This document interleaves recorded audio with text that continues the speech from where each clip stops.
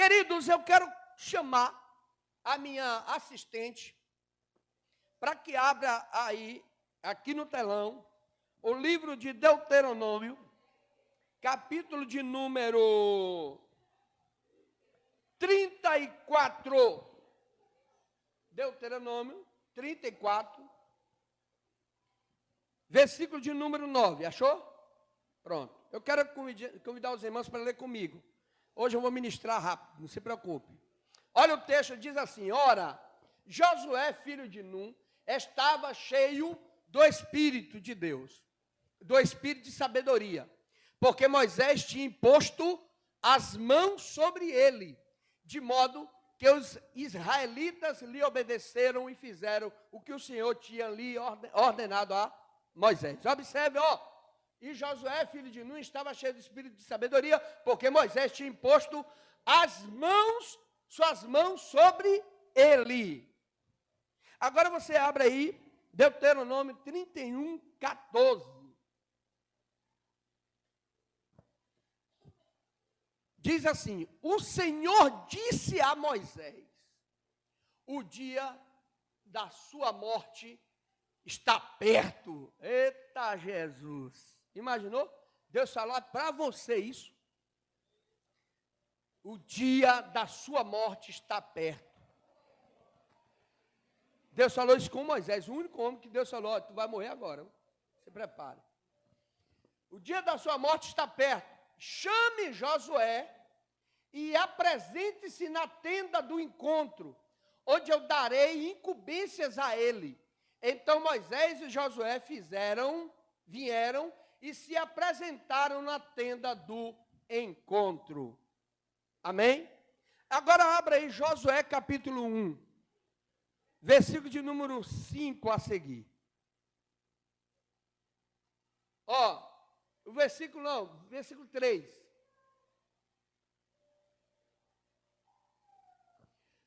Deus disse a Josué: como prometi a Moisés, todo lugar onde puserem os seus pés, eu darei a vocês. Seu território se estenderá do deserto do Líbano até o grande rio Eufrates, toda a terra dos hititas até o mar grande no oeste. Ninguém conseguirá resistir a você todos os dias da sua vida. Assim como estive com Moisés, estarei com você. Nunca deixarei, nunca o abandonarei. Seja forte e corajoso, porque você conduzirá esse povo para herdar a terra que eu prometi sob juramento aos seus antepassados. Amém?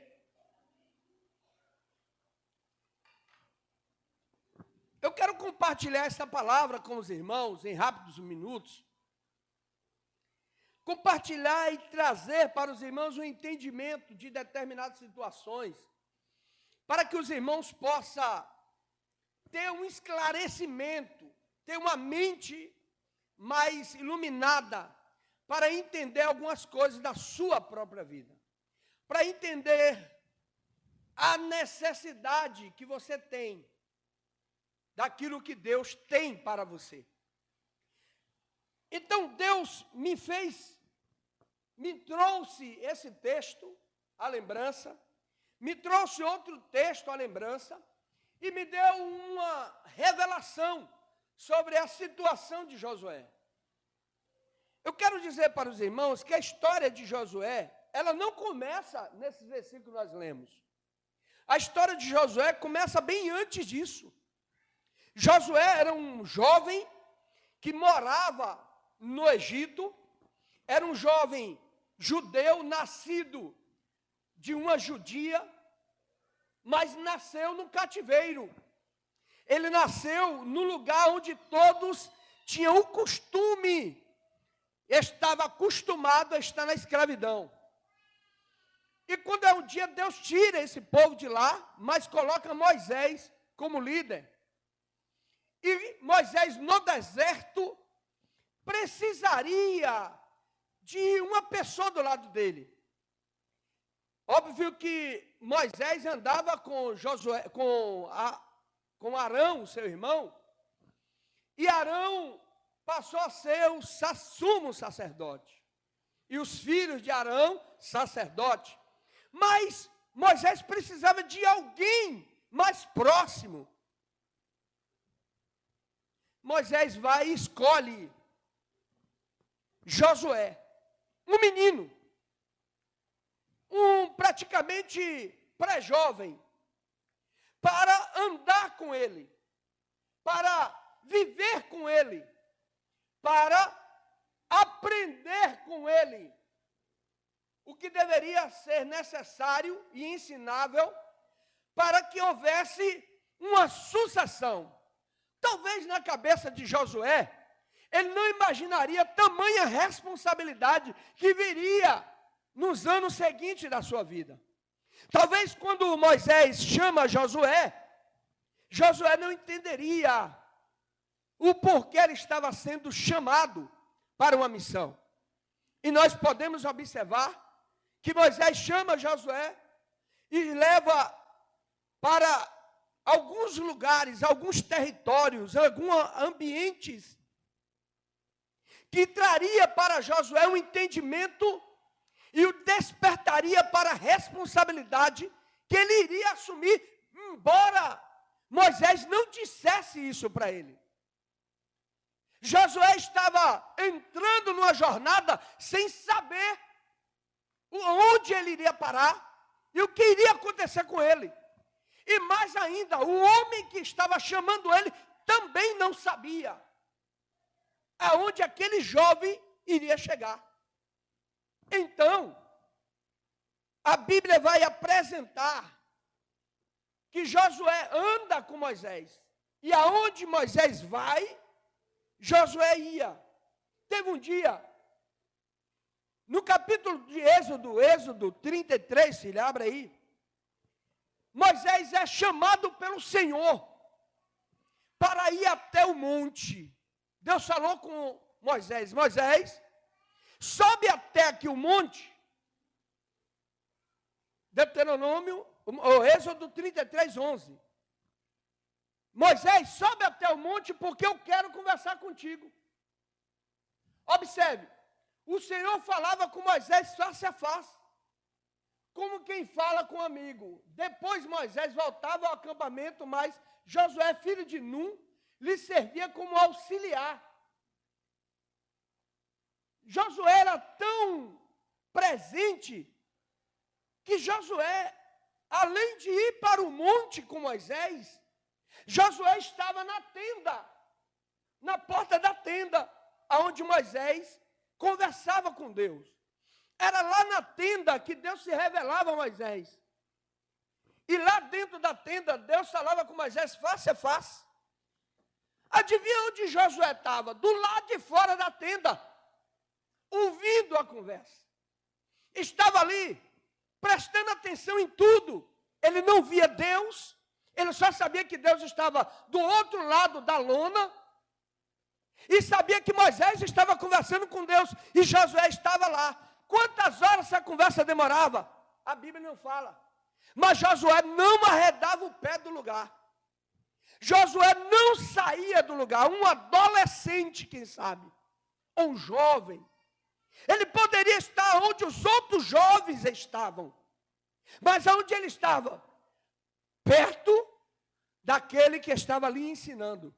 Aproveitando a oportunidade e passando, se possível, até o dia todo na porta da tenda da congregação, aonde Deus estava do lado de dentro.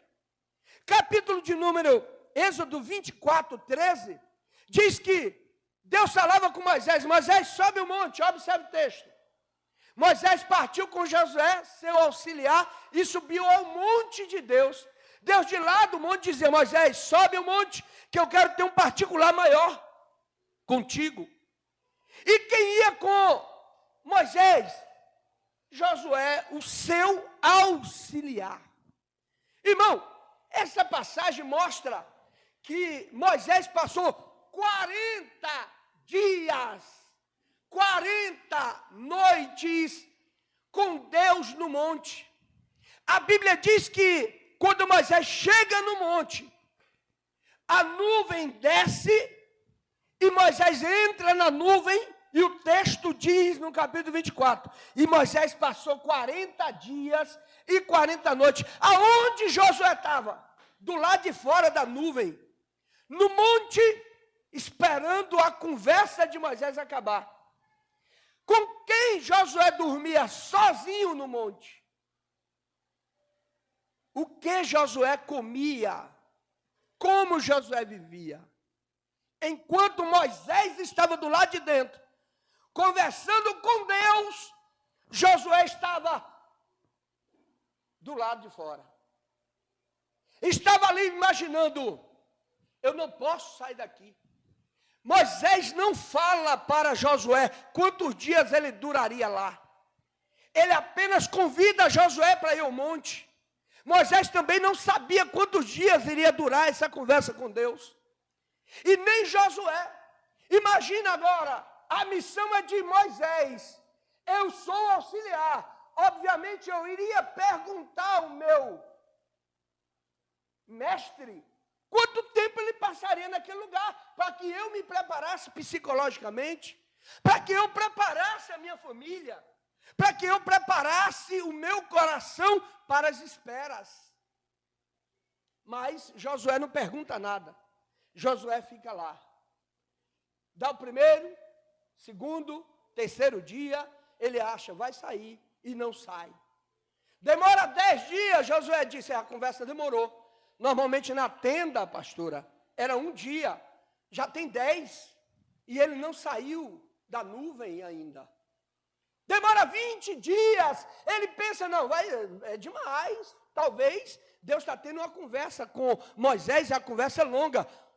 Você não vê Josué murmurando, você não vê Josué de maneira nenhuma esbravejando, você vê Josué obedecendo. Porque é fácil ser Moisés, obedecer a Deus, sendo Moisés. Difícil é ser Josué. É fácil você ouvir a voz de Deus e Deus dizer para Moisés, Moisés, vai, vem, vai e vem. Mas Josué não ouvia a voz de Deus, vai e vem. Josué ouvia a voz de Moisés. E aqui eu paro para refletir algumas coisas. Eu paro para observar que Josué revela-se para mim como um homem obediente, um homem não crítico, um homem servidor, um homem que tinha fé e um homem que acreditava que aquele que era o líder dele sabia o que estava fazendo. Quais são as lições que eu tiro disso aqui, amados? Diante de uma geração que temos hoje, diante de uma geração que estamos vivendo hoje, que existe a geração dos Tomés, a geração dos Josués, existe a geração daqueles que eu só faço se eu ver, existe a geração daqueles que diz, eu não vou, porque primeiro, se Deus não me falar. Existe a geração do Josué que diz, Deus não me falou, mas eu acredito que Deus falou, meu líder. Eu acredito que Deus está revelando, e ele sabe ou ela sabe o que está acontecendo. Existem muitos questionadores no reino de Deus, e quando eu digo não aqui, mas na igreja no geral. Estamos perdidos. E estamos perdendo uma geração por falta de homens e mulheres que acreditem mais no Senhor. E que acredite que existe homens de Deus na terra. Hoje a igreja está banalizada. Hoje a igreja está desacreditada. Quando se fala que é pastor, muitas vezes é discriminado. Na rede social, eu tenho apanhado em algumas vezes, porque eu vou tocar em algum comentário. Recentemente, eu toquei em um comentário, fiz um comentário na minha rede social para um jovem que estava em uma determinada religião. E o jovem, um adolescentezinho, estava perdido. naquela determinada religião. Eu disse no comentário, eu profetizo em nome de Jesus que esse adolescente ou essa criança irá conhecer Jesus. Qual é o mal nisso? Eu falar isso? Nenhum. Eu desejei o bem para a criança. Eu recebi 45 comentários batendo em mim. Pastor, quem é você, pastor? Quer dizer que tem que ir para a sua fé? E aí começou a bater em mim por ser pastor. Mas existiam outros comentários e ninguém bateu. Por quê? Porque não era pastor, não tinha título. Então perdemos a credibilidade. As pessoas não acreditam mais em homem de Deus, porque acham que todos são iguais.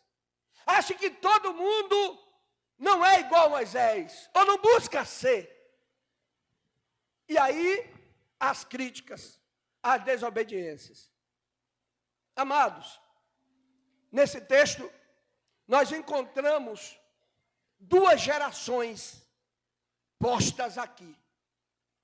Duas gerações nesse texto. Duas gerações de igreja nesse texto. Primeira geração é a geração do que é. É a geração do Moisés. É a geração do que está fazendo. É as gerações daquele que abre o mar. É as gerações que transforma a água salgada ou a água amarga em água doce. É a igreja do Senhor. Os homens de Deus que já estão aí. É a geração atual ou a geração que já está fazendo alguma coisa para o Senhor. Mas existe uma outra geração aqui. É a geração do Josué. Quem é Josué? É a geração do sucessor de Moisés. É a futura igreja.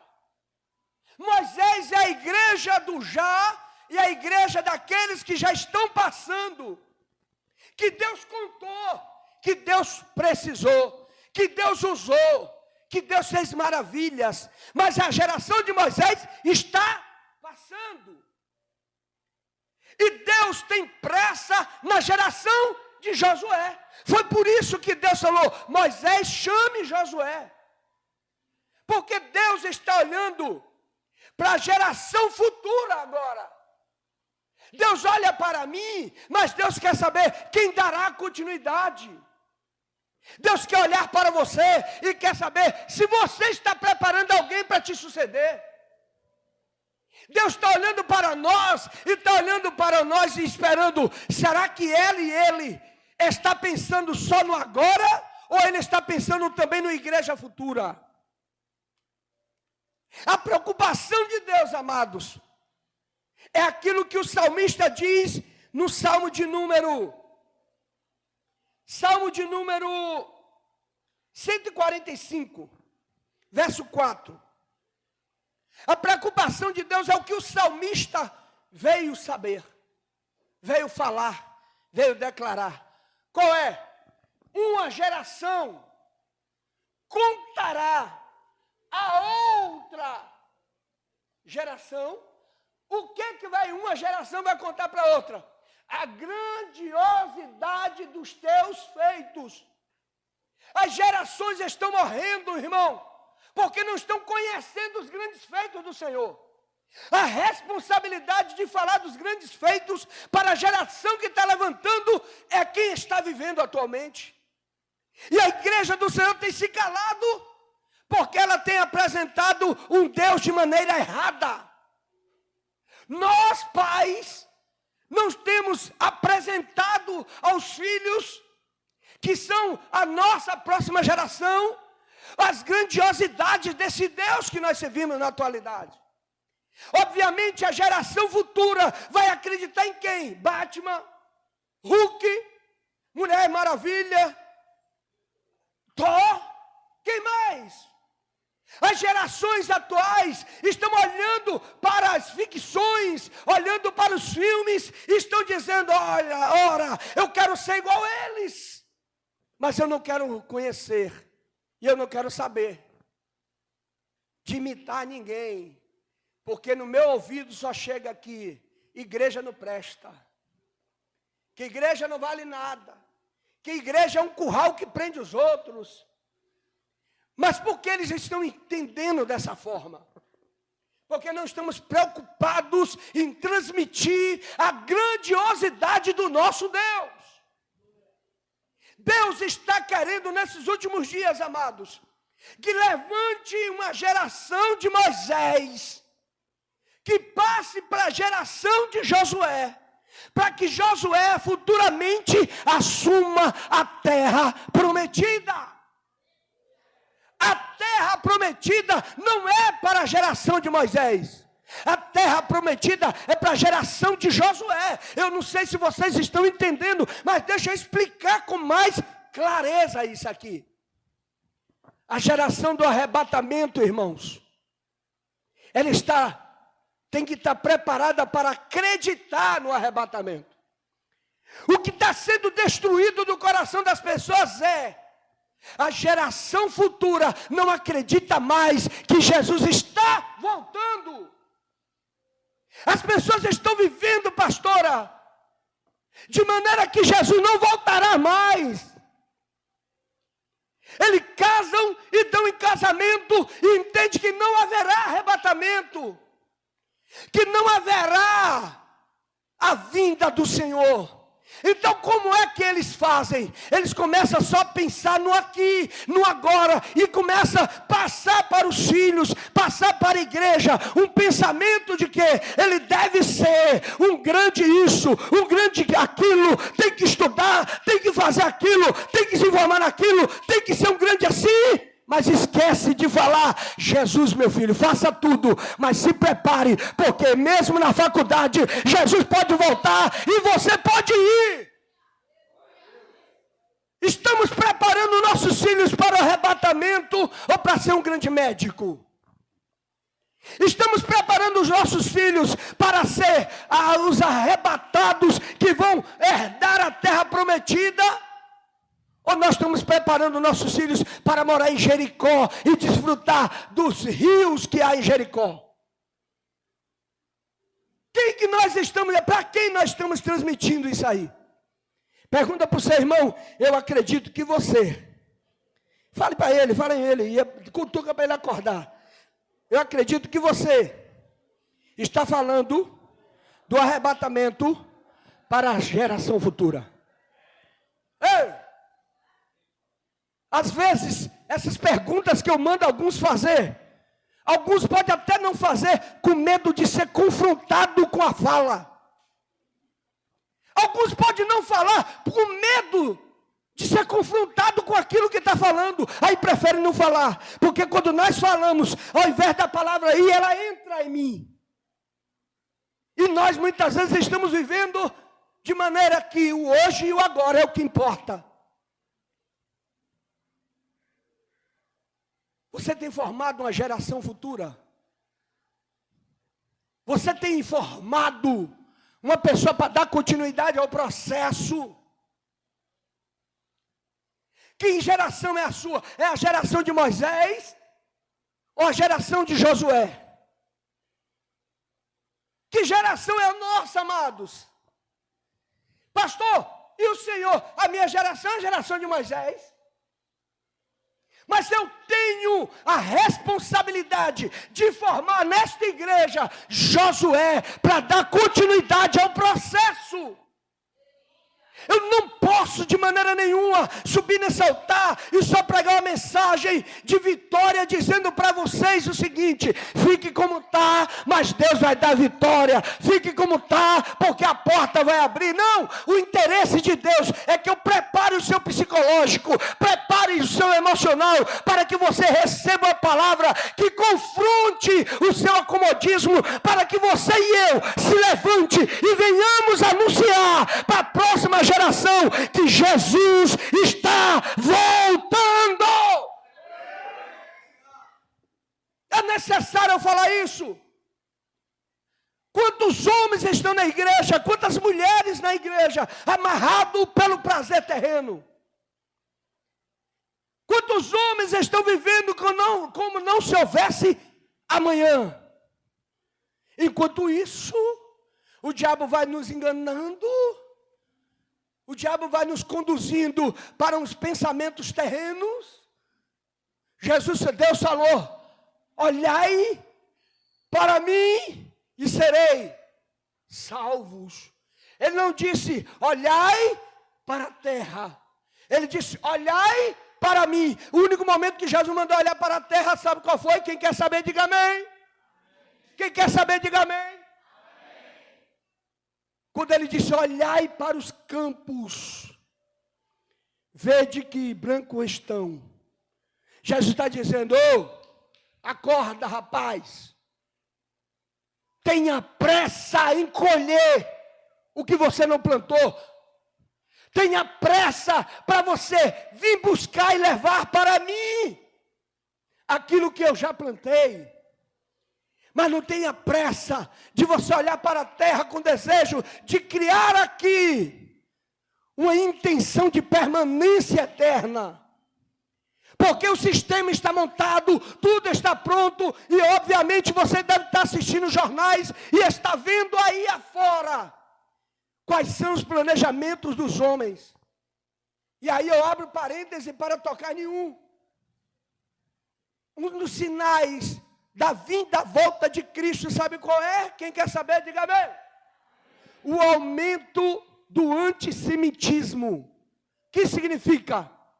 A propagação de que Israel é culpado por tudo. Então precisamos banir Israel. E a Bíblia diz, quando todos se levantarem contra Israel, aí o Filho do Homem virá no céu. Sabe o que está acontecendo, irmão? Nas faculdades já se ensina isso, que Israel está errado. Nos telejornais, os comentários é que Israel está errado. Isso não é veia política, isso aqui é análise bíblica. Isso aqui é uma análise teológica. Isso aqui é estudo escatológico. Mas tudo está preparado e os homens estão sendo levantados para dizer, odeie Jerusalém. Odeie Israel, odeie os judeus, expulse os judeus, acabe com eles. Aumento de semitismo aqui na terra. Sabe o que é isso? Isso é apostasia. Paulo disse isso em Tessalonicenses, dizendo, olha, virá aí o anticristo que se levantará contra tudo que se chama Deus. Está dizendo, sabe o que é, irmãos? Que a existência de Deus é verdadeira, a não existência de Deus é verdadeira. Mas se o mundo já prega isso, se já estão organizando isso, a igreja não pode cair nessa cilada. A igreja tem que estar atento. A igreja tem que acordar, irmãos. Nós, as faculdades, pregam contra isto, contra a palavra. Não se fala de religião mais nas faculdades. Não se fala de Deus nas faculdades. Não se fala mais sobre isso nas escolas. O único lugar que ainda fala é a igreja. Então todo custo está vendo aí uma situação para calar a boca da igreja. Sabe o que significa? Jesus está voltando, mas Jesus quer saber se a igreja está olhando para colher os frutos, para entregar ele, ou se ainda está com o coração na terra. A pergunta é esta.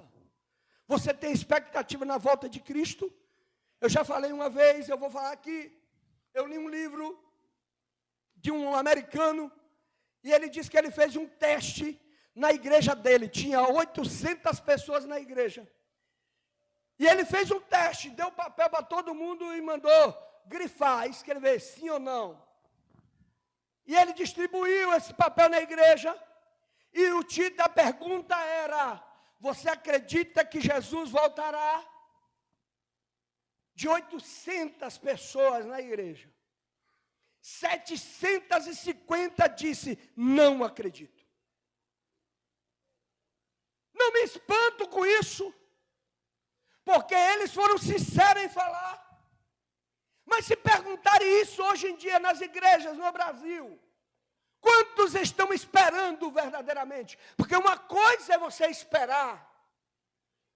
Uma coisa é você esperar desapegado de tudo, para com o coração apegado nele. E na expectativa de que ele voltará já, você vai trabalhar para ele mais ainda.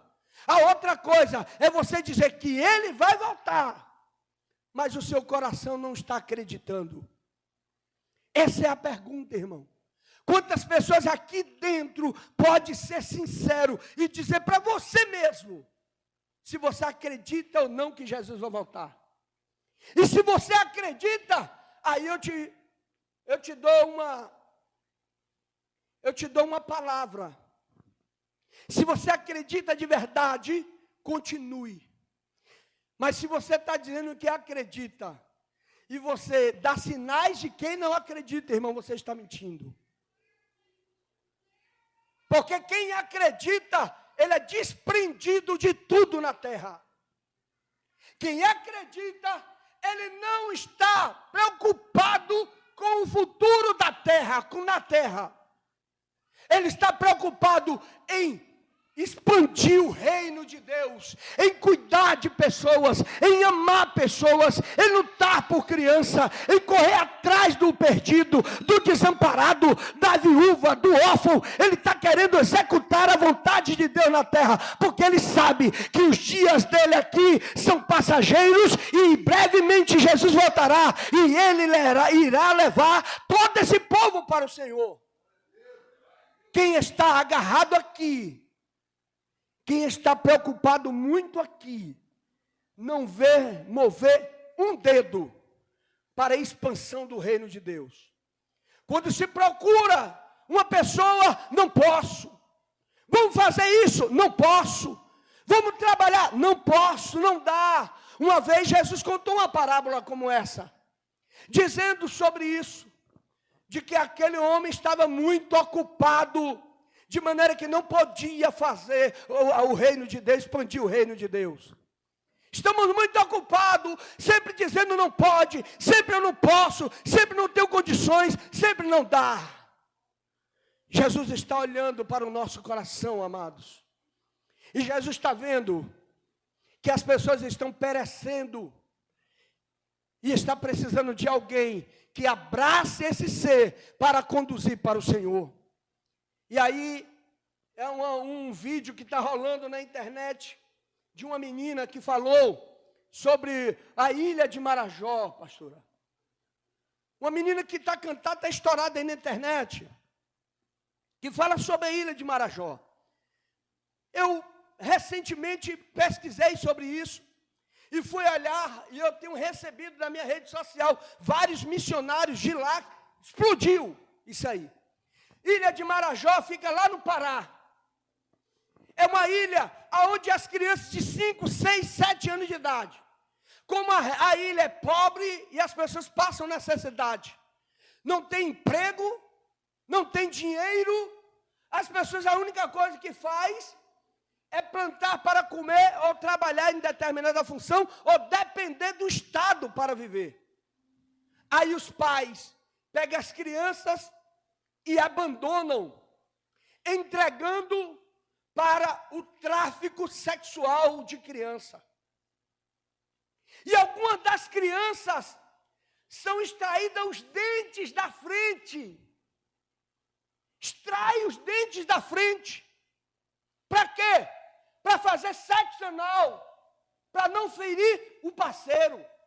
6, 5, 7 anos de idade. Não só lá no Marajó, mas aqui no Nordeste da Bahia está acontecendo isso. As crianças entrando no barco para ganhar R$5, se entregando a homens adultos. E aí eu fico me perguntando, a igreja está preocupada com isso? Acredito que uma parcela sim, mas uma outra parcela deu as costas para a situação, e isso dói o coração de Deus, porque o Senhor quer voltar e pegar uma igreja ativa, que está trabalhando, e não uma igreja que só dá desculpa, dizendo eu não posso fazer. Enquanto você diz não pode fazer, o diabo está levantando uma multidão de gente escravizada pelo pecado, usado para destruir as crianças, para destruir os adolescentes e para destruir os jovens. Se prepare, Deus irá cobrar de nós. Deus irá cobrar de mim e de você. Deus está olhando o que você e eu estão fazendo. Deus está vendo se você tem tempo ou não. Deus tem visto se eu e você está dando desculpas. Deus está vendo se eu e você está criando um monte de factoides para nos colocar e nos impedir de fazer alguma coisa para o Senhor. Deus está te vendo. Acorda enquanto é tempo. Jesus está voltando e você pode perder a sua salvação. Acorda, igreja, em nome de Jesus. Desperta-te. As crianças, eu vi um vídeo, irmão. Eu vi um vídeo que aquilo me chocou. Eu mandei para ti o vídeo. O missionário enviou as crianças sendo colocadas dentro de carros, e indo na pista, as crianças abandonando os pais, e chegava do outro lado, abria as portas, as crianças agarradas uma na outra, chorando, porque não sabia para onde estava indo. Tráfico sexual de criança. E a igreja está preocupada com o quê? Com o pão que vai comer meio-dia. Se vai ganhar dinheiro, se vai enricar. O que a igreja está preocupada, irmão? Falta amor na igreja? Ou parte da igreja, para não generalizar? Hoje eu venho com essa mensagem que Deus botou no meu coração sobre Moisés e sobre Josué. Será que você está passando para essa geração? Será que você está contando para essa geração? Ou você abandonou? Não é da minha conta? Não tem nada a ver com isso? Ou você está assumindo a responsabilidade? Embora você não possa fazer muito, mas você está ensinando um grupo de crianças, adolescentes, para dizer, olha, se preocupe com a volta de Jesus, faça alguma coisa para o Senhor, bora cuidar de pessoas. Se não existe isso no teu coração, sinto muito te dizer, o Espírito Santo não está mais aí. O sinal da presença do Espírito Santo é amor ao próximo. Se você não tem amor ao próximo e não está nem aí para o próximo, o Espírito Santo não habita em você e você está enganado na igreja.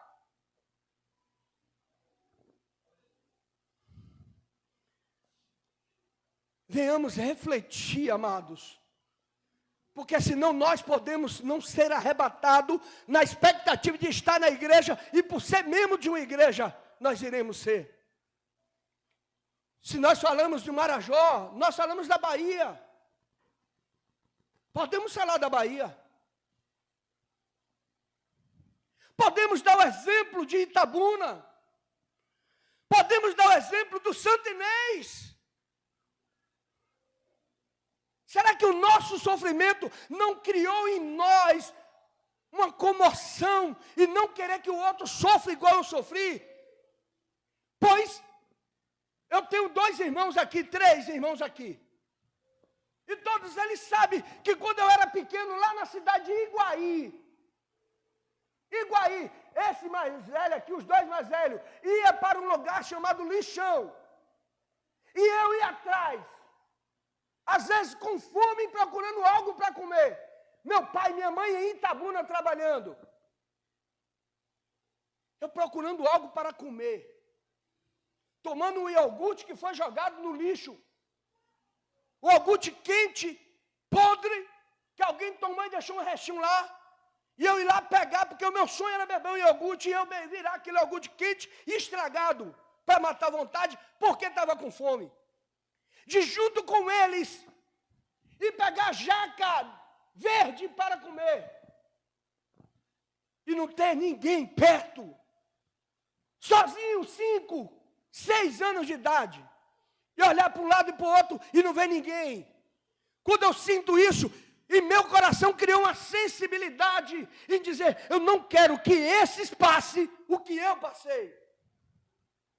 Então não deixe que a insensibilidade tome conta do seu coração, de maneira que você ache que o seu sofrimento te fez endurecer. Você hoje é duro, você é maduro, seu coração está duro, porque você cresceu assim, se virando na vida. Pare com essa besteira, isso é meninice. Ninguém amadurece porque apanhou. Você amadurece quando entende o propósito de Deus na sua vida. Pare com essa meninice de achar que porque cresceu, eu me virei na vida, então eu sou. Nada disso, irmão. Vamos ser mais sensíveis. Vamos deixar fluir no nosso coração o Espírito de Deus, irmão. Vamos tirar a capa da dureza, a capa da insensibilidade. E vamos fazer alguma coisa, irmão. Se você não está preocupado se Marajó está longe, se o interior do Nordeste da Bahia está longe, mas pelo menos faça aqui perto alguma coisa. Pelo menos ensine a outra geração as grandiosidades de Deus. Fale para ele, porque as crianças daqui estão crescendo querendo ser igual o traficante A, igual o traficante B. Eu conversei com um jovem um dia, e o jovem me disse que quando estava no tráfico, ele dizia, eu quero ser igual o traficante A, igual. Mas por quê? Porque os pais não contou as grandiosidades de Deus, para que ele pudesse olhar para Deus e dizer, eu quero ser usado por Deus. Amém, amados? Amém? A mensagem de hoje não era para te agredir. A mensagem de hoje era para te despertar. Porque nós estamos num berço. E parece que um pé de alguém, e a gente deitado dentro do berço, e o pé de alguém de chifre, está balançando o berço. E a gente insensível, dizendo, não me interessa o que está do lado de fora do berço. O que me importa é dentro do meu berço. E quem está com chifre está, balançando. Deus conta contigo. Deus conta contigo. Deus ainda conta contigo. Deus ainda conta contigo. Faz alguma coisa. Faz alguma coisa. Muda essa situação. Muda o cenário. E não espere Jesus mudar o seu cenário para mudar o cenário dos outros. Deixa Jesus trabalhar. Quando você começar a querer mudar o cenário dos outros, Jó, o cenário dos outros, Senhor, mude. Deus mudou o cenário de Jó. Faça alguma coisa. Vira para o seu irmão e diga para ele, vamos fazer alguma coisa. Se você me perguntar o quê, eu estou aqui toda terça-feira te ensinando. Estou aqui toda terça-feira. A igreja vai indo pessoas. E nós precisamos de mão de obra. Começamos por aqui e também lá fora. Precisamos de você. Deus quer que você conte para a geração e não deixe morrer. Para as próximas gerações, a grandiosidade de Deus. Quem entendeu, diga amém. Uma salva de palmas para o Senhor Jesus.